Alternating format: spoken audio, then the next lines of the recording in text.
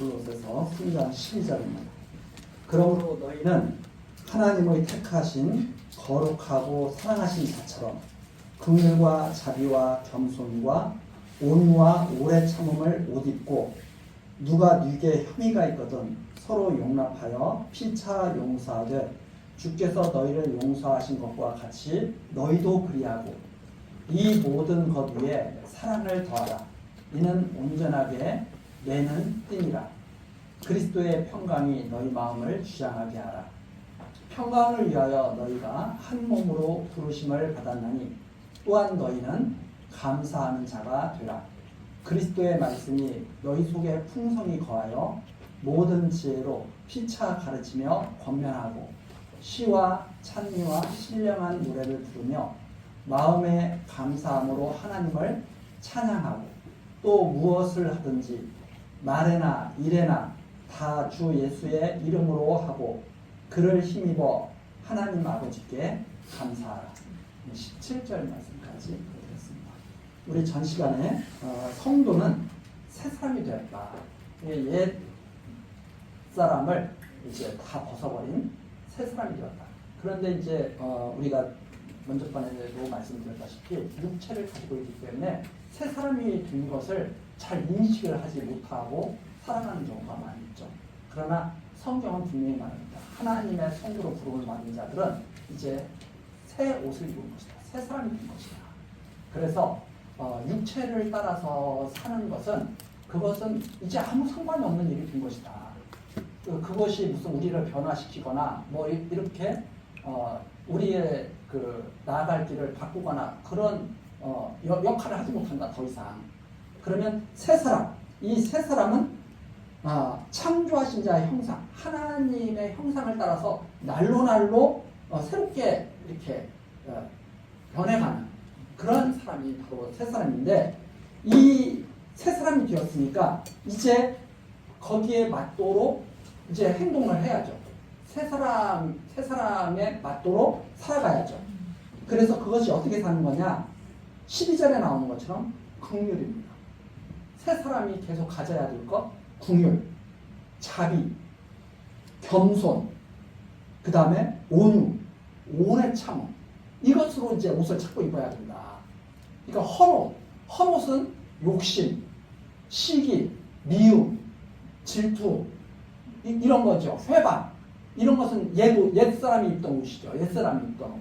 그러면 이제 새 사람을 입었으면 새 사람이 가져야 할 것들은 긍휼, 자비, 겸손, 온유, 오래 참음이다. 그것으로 이제 우리는 옷을 입고 살아가는 것이다. 그렇기 때문에 13절입니다. 네게 혐의가 있거든. 이 말은 무슨 말이냐면 저 사람 때문에 내가 아주 짜증나고 신경질이 나요. 누가 네게 혐의가 있거든. 혐의가 있다고 하는 것은 뭐 잘못한 일이 있다는 말이죠. 너 혐의가 있어. 그러면 너 숨기는 거 잘못한 일이 있어. 이런 뜻이잖아요. 그러니까 누가 자기한테 뭐 잘못했어. 엄청 나를 힘들게 해.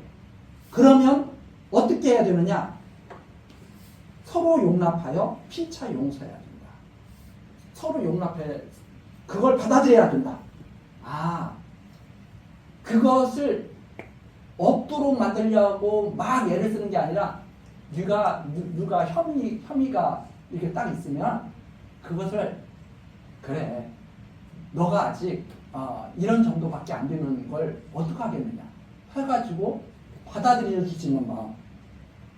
용서하지 어떻게 용서를 해줘야 되느냐? 주께서 너희를 용서하신 것과 같이 너희도 그래야 된다. 즉 주님께서는 우리를 어떻게 용서해 주셨느냐? 한 번에 딱 용서해 주셨거든요. 십자가에서 한 번에 딱 끝내버리셨거든요. 속히 끝내신 거죠. 속히. 그것처럼 질질 그걸 가지고 1년, 2년, 3년, 4년 계속 그러지 말고 주께서 용서하신 것처럼 딱 용서해줘라. 그럼 주께서는 정말 주님은 아무런 잘못도 없이 미움을 받으시는 거예요. 아무런 잘못도 없이. 근데 우리 사람이라고 하는 것은 서로 상대적인 존재예요. 내가 서운하게 한 것도 있고 저 사람이 나를 서운하게 한 것도 있어요. 나는 서운하게 하지 않았다고 생각하더라도 상대편은 나를 서운하게 한 거 분명히 있거든. 왜? 상대적 존재이기 때문에. 그런데 주님은 전혀 인간에게 해를 준 적이 한 번도 없어요. 하나님. 그런데도 미움을 받고 죽임까지 당하시죠. 그래서 그런데도 한 번에 딱 용서해 주신 거죠. 너희들이 이제 하나님의 형상을 닮아가는 새 사람을 입었으니까 그렇게 살아야 된다 하는 말씀입니다. 그러면서 14절 이 모든 것 위에 사랑을 더하라. 그런데 이 모든 것 위에 사랑을 더하라는 말은 더 우리가 이걸 잘 이해하려면 그거의 가장 이 모든 것의 가장 밑바탕은 사랑이다 말입니다.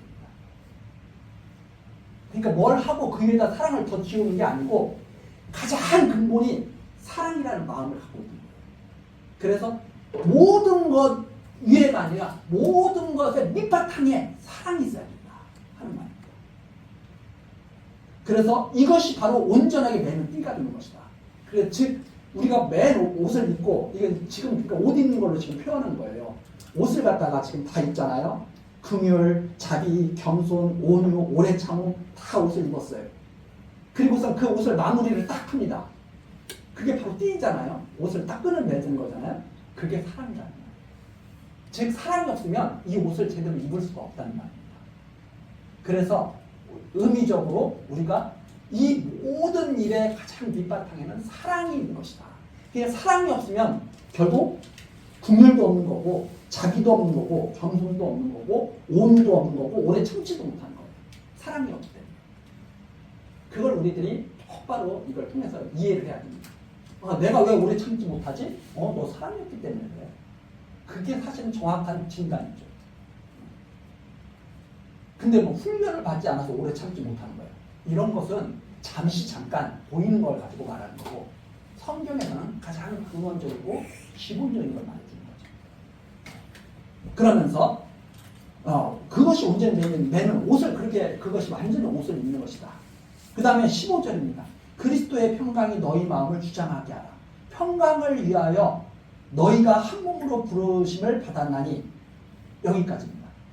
그리스도께서 주시는 그 평강, 그리스도께서 우리 마음을 정말 편하게 해주시잖아요.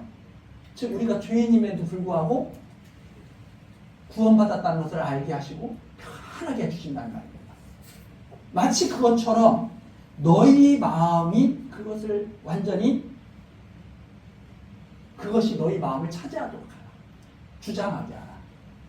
그래서 평강을 위해서 너희가 한 몸으로 부름을 받은 것이다. 그래서 우리가 한 몸이라고 했을 때 제가 그런 말씀을 드렸잖아요. 오른손과 왼손과 팔이 달려있는 것이 전혀 느껴지질 않아요.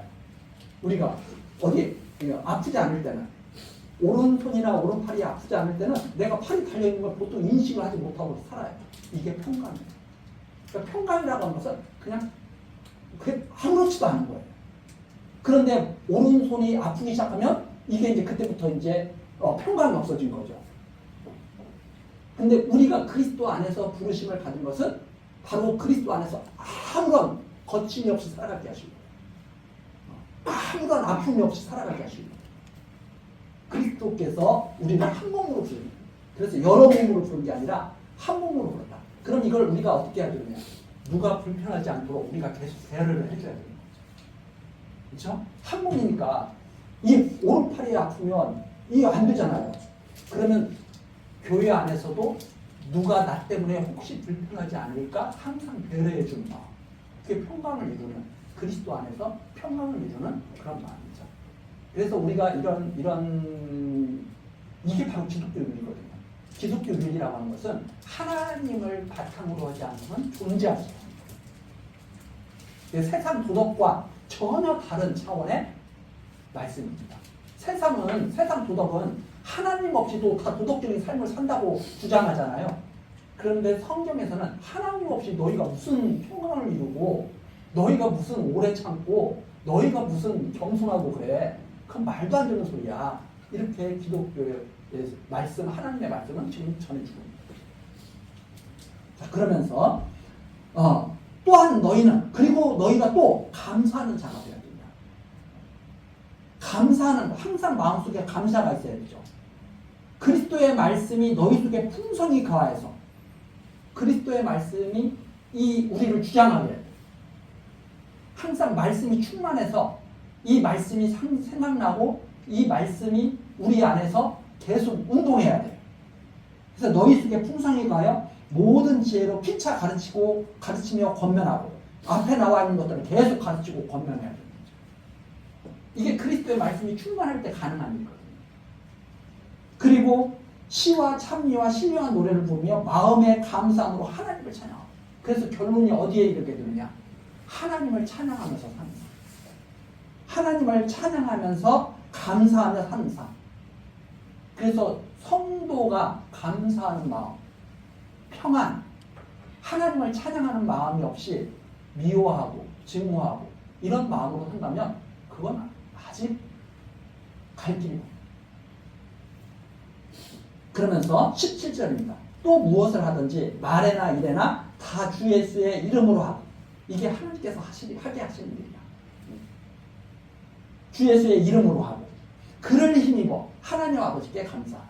그래서 그리스도를 쫓아가면서 감사하는 삶을 사는 것이 바로 하나님의 택하신 자들의 가는 모습이죠. 이런 모습으로 하나님 앞에 계속 나아가는 거죠.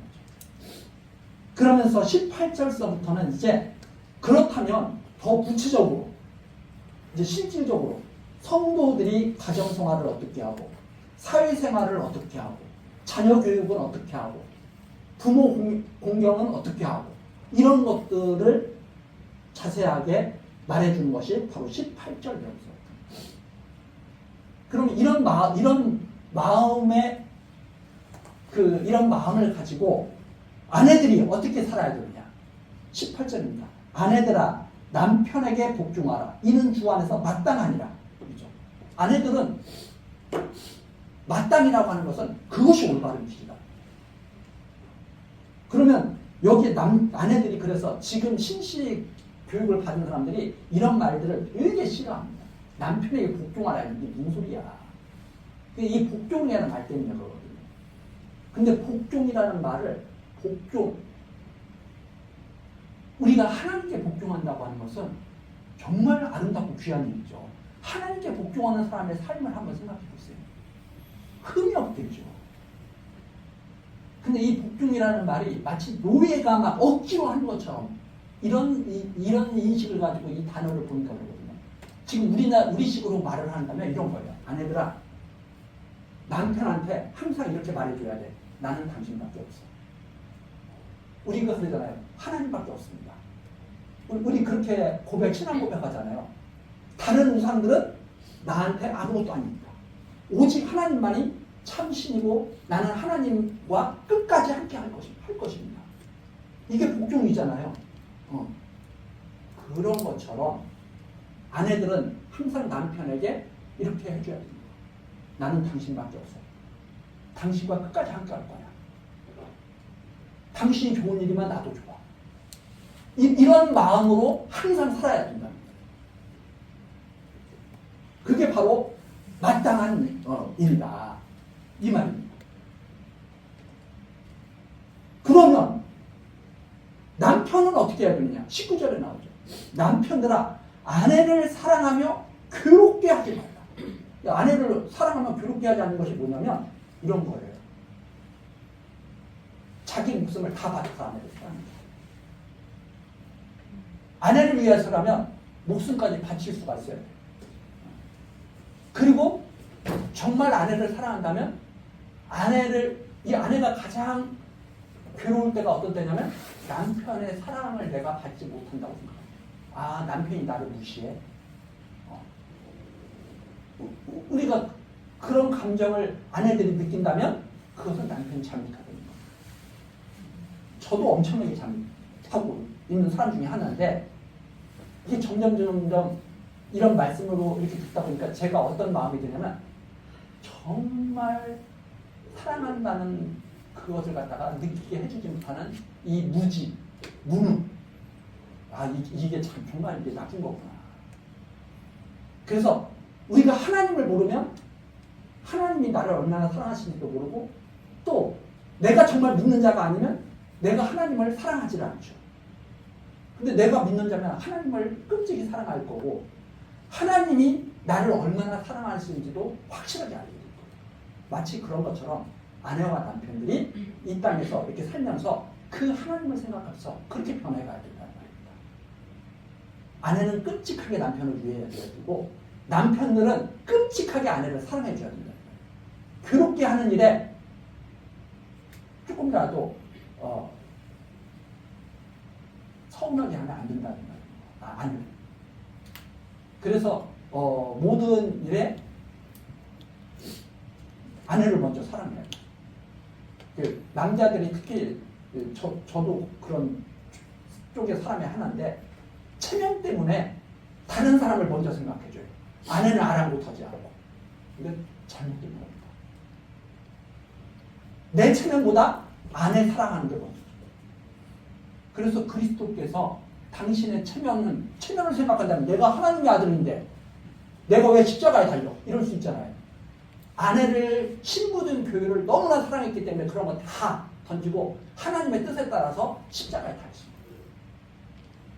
그렇게 우리가 부부 생활을 해야 된다. 그것이 성도들의 마땅한 바다. 하는 말이 여기까지입니다. 그 다음에 자녀는 나와요. 자녀들아 모든 일에 부모에게 순종하라. 이는 주 안에서 기쁘게 하는 것이다. 자녀들은 어떻게 해야 되느냐면 부모님의 말씀을 잘 듣고 거기에 따라야 된다는 말입니다. 근데 이 부모는 어떤 부모가 전제가 되어야 되느냐? 하나님을 아는 부모가 전제가 됩니다. 이 성도들 새 옷을 입어. 지금 하나님의 택하신 자들에 대한 말씀이잖아요. 그러니까 하나님의 이 사랑을 아는 부모들이 자녀들에게 말을 해줄 때는 정말 세상 부모들보다 훨씬 나은 그런 가르침을 줄 겁니다. 그렇다면 자녀들은 그 말에 잘 순종하는 것이 마땅한 것이다. 그것이 바로 주 안에서 기쁘게 하는 것이다. 이게 주님을 기쁘게 하는 게 바로 그것이다. 그 다음에 21절에는 반대로 부모들은 어떻게 해야 되느냐? 아비들아 너희 자녀를 경목해 말지니 낙심할까? 자녀들을 경목해 하지 말아야 된다. 자녀들을 왜 경목해 하느냐? 왜 자녀들을 화나게 하고 자녀들을 삐뚤어지게 하는 가장 근본적인 이유는요. 자녀들을 비인격적으로 해야 합니다. 자녀를 하나님께서 내게 양육하라고 주신 자녀라고 생각하지 않고 내 소유물이라고 생각합니다. 그래서 자녀를 경목해 하는 것이 어떤 거냐면 마치 이런 것과 똑같아요. 자기 뜻을 자녀들에게 강요하는 거예요. 자기 뜻을. 야, 너 말이야 내가 짝져준 사람하고 결혼해. 네가 좋아하는 사람하고 결혼하지 마. 너 내가 짝져준 사람하고 결혼하지 않으면 너는 내 자식이 아니야. 옛날 부모들, 우리 부모들. 다 너를 위해서 내가 짝져주는 거야. 이런 식이었죠. 근데 그 자녀가 정말 사랑하는 배우자가 있어요. 그러면 그 자녀가 속상하겠어요? 경로하겠어요? 아버지를 존경스럽다고 생각하겠어요? 근데 그런 것과 똑같죠. 그럼 자녀들을 어떻게 가르쳐야 되느냐? 아버지의 길이 하나님 앞에 있는 것처럼 너의 길도 하나님 앞에 있어. 그런데 너는 하나님의 그 길을 잘 따라가면 좋겠다. 아버지가 지금 따라서 하나님이 인도하신 길을 따라온 것처럼 너도 그렇게 하면 너 하나님께서 반드시 너의 모든 일을 행복해 하실 거야. 이렇게 하면서 자녀를 잘 양육하는 거야. 이게 올바른 거죠. 그런데 야, 내 뜻대로 해. 너 내 뜻대로 하는 내 자식 아니야. 경묵해. 그래서 그렇게 해서 낙심하게 하지 마라. 왜? 아버지인 자기도 자기 좋은 대로 살아왔으면서 자녀 보고 내 좋은 대로 살으라니 그건 말이 안 되잖아요. 자기도 부모 뜻 거역하면서 이렇게 살던 사람이면 그런 말 하지 말아요. 그런데 만일 아버지 부모가 하나님의 말씀 따라서 양육을 나를 했다면 나 역시 하나님의 말씀 따라서 자녀를 양육하는 것이 그것이 마땅한 거죠. 그래서 자녀와 부모들이 이런 관계를 맺어야 된다. 자기를 기쁘게 하는 일에 자녀를 갖다 이용하려고 하지 말고 하나님께서 기쁘게 하는 기쁘게 여기시는 자녀로 양육해 나가야 된다 하는 그런 의미까지 우리가 살펴볼 수가 있습니다. 그래서 에베소서에 보면 그거죠. 부의 아버지께 뭐라 하냐면 오직 주의 교양과 훈계로 교훈하라. 이렇게 에베소서에 나와 있습니다. 그거 잠깐 에베소서 앞에 조금 에베소서 6장 4절 나와 있죠. 6장 4절. 에베소서 6장 4절. 또 아비들아 너희 자녀를 노엽게 하지 말고 나오죠. 그럼 노엽게 하지 않는 방법? 오직 주의 교양과 훈계로 양육하라. 이게 자녀를 노엽게 하지 않는 유일한 방법. 유일한 방법. 그래서 우리가 이것을 좀 잘 이해를 좀 듣고 벌써 시간이 벌써 많이 지나가서 우리 이 종들과 상전에 대한 것은 다음 시간에 같이 또 살펴보도록 하시겠습니다. 기도하시겠습니다.